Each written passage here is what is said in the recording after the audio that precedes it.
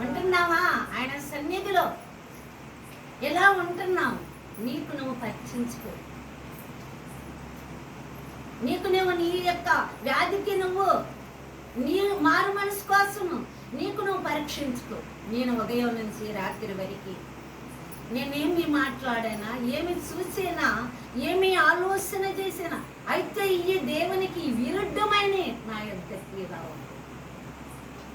సాయంకాలం కూకో, సాయంకాలం అన్నిటిని తీసుకొని పో, నీ మొక్కల కాడకి తీసుకొని పో, ఆయన పాద పెట్టుకు మా కాడకి తీసుకొని పో, ఒక టవల్ దగ్గర పెట్టుకో, కొమ్మారించు, కొమ్మారించు, ఒక టవల్ దగ్గర పెట్టుకొని కొమ్మారించు.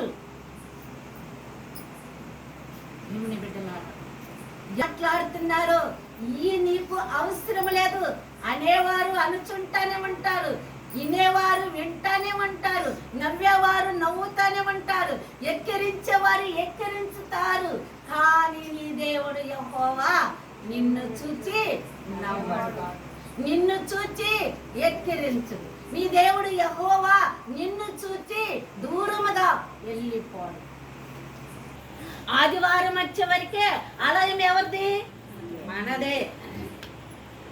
మళ్ళీ ఆలయం నుంచి ఇక బయటికి వాకిలి దాటేవంటే ఏం చేస్తాము? అమ్మో ఆ అమ్మట, అమ్మో ఈ అమ్మట అయిపోయింది. ఇక మనం ఏం చేస్తాం? మన పొరుగు వారి మీద, మన విరుగు వారి మీద, మన స్నేహితుల మీద, మన బంధువుల మీద ఏం చేస్తాము?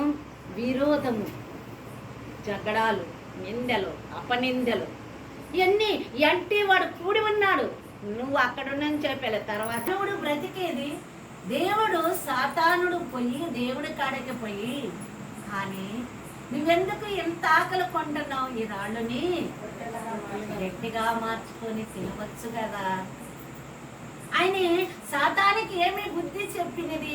నీకు ఒక ఆలోచన వచ్చిందనుకో, సాతానా ఇప్పటి వరకు నా తండ్రి పనిలో నేనున్నాను, నా తండ్రి ఆలోచనలో నేనున్నా, నా తండ్రి పాటలో నేను పాడి ఉన్నా. ఈ నాలుకే నువ్వు దేవుని పాటలు పాడేది నాలుకే, ప్రార్థించేది నాలుకే, ఈ నోరే పాడు మాటలు మాట్లాడేది ఈ నాలుకే, పాడు మాటలు పలికేది ఈ నోరే. మరి ఈ నోరు పాడి యొక్క పాటలు పాడుతున్నాము, వాక్యము చదువుతున్నాము, కానీ ఈ నాలుక వల్లే ఏదైనా పోతే మనం ఏమీ చేయలేము.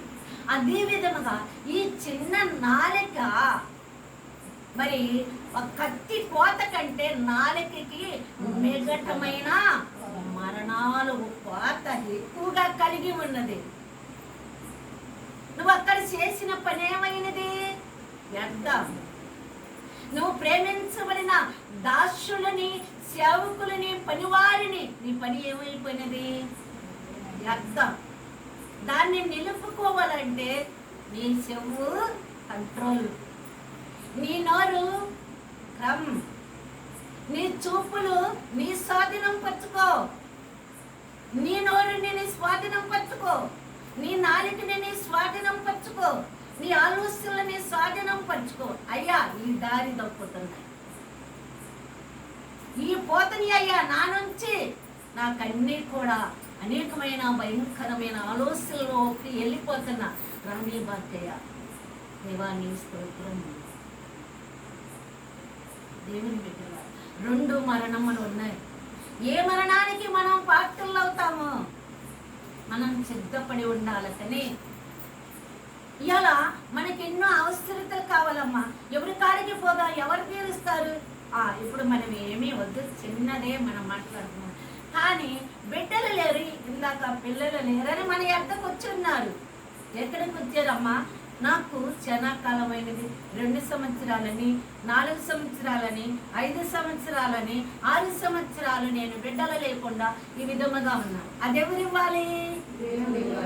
దేవుడు. అది దేవుని కాడికి ఎప్పుడు పోవాలి? తెల్లవారు ఉండాలి. దేవుని యొద్దకు దేశపైన పని చేయగలుగుతాడా? చేయలేడా? చేస్తాడు కదా. ఆ పని మరి నీ ఎందుకు ఆలస్యమైనది? ఒక్కసారి మన హృదయాలను పరిచయం ఏం చేసుకున్నా ఈ బిడ్డని బతికించుకుందామని అమ్మ ఏం చేస్తుంది? అయ్యో నా కుమారుడు చాలా ఎత్తు కలిగిన వాడు, గొప్పవాడు, జ్ఞానవంతుడు, విధేయత కలిగిన వాడని, అయ్యో ఏ డాక్టరు, ఏ భూత వైద్యుడు, ఏ మాంత్రికుడు బాబు చేస్తాడు, ఆ రోత వాడికి నువ్వు అందించడు. బాగా చేశాడా? మరణాన్ని ఆపేడా? చనిపోయిన లాజరు, మార్తా మరియా ఎవరి వద్దకు వెళ్ళారు? లాజరు చనిపోతే వాళ్ళు వెళ్ళారా? వెళ్ళారు. లేదా అయ్యో నా కుమారుడిని, అయ్యో నా తమ్ముడిని రక్షించుకోవాలని మాంత్రికుల కాడికి వెళ్ళారా? ఎక్కడికి వెళ్ళాల వాళ్ళు. ఎక్కడ? చనిపోయిన వాడిని భూస్థాపన చేశారు.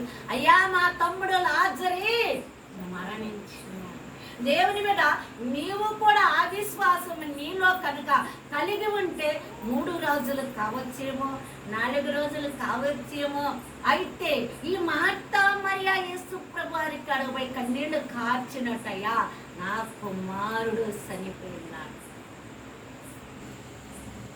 ఎవరి కాడకు కావాలి? దేవుని కాడకు పోవాలి. మనందరం కలిసి ఏం చేయాలి?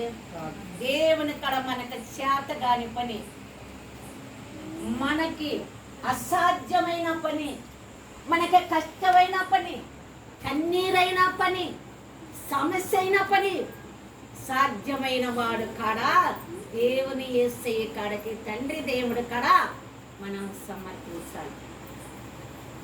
ఇప్పుడు ఆ బిడ్డలకు ఎవరు చేస్తారు? బిడ్డలను ఇవ్వాలి.